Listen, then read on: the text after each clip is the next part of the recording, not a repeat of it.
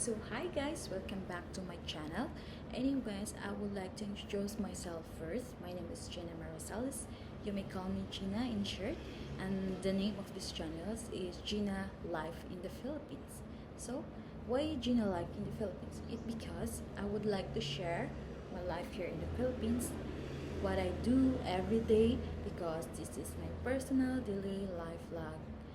This channel is personal daily vlog for entertainment, funny talks, bonding with family and friends, mga ganon.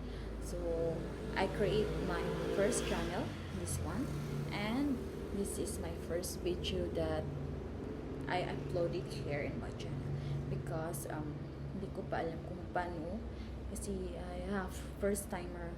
I think it's a little bit hard for me. But before that, I would like to shout out my nanny. Hi! Hi! Say hi! See, hindi ako talagang professional mag-vlog. Pero i-share ko to sa inyo dahil gusto ko naman na libangan ito at gawing hindi sa pangkakitan kundi libangan.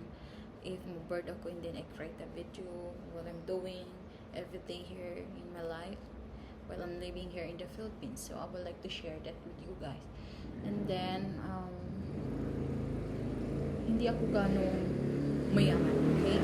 So gusto ko sumikap para makamit yung mga pangarap ko sa buhay dahil wala akong family. Hindi naman sa ganun walang family. It means I am broken family. I don't have a mom already. My mom passed away last 2024 first month of year, January 17. She passed away, and I already have my stepdad, and of course my siblings, my little siblings. So it's hard to be a breadwinner.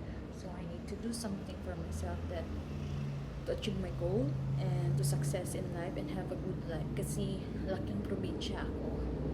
Ang hirap, walang tumulong sa'yo kundi sariling sumikap ka.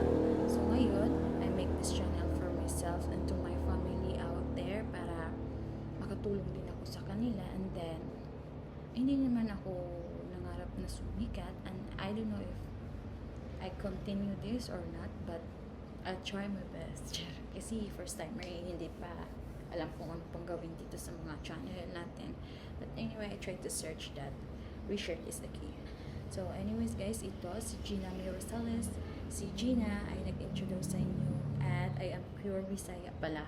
Hindi ako Tagalog. So nakikita yung sa mukha ko.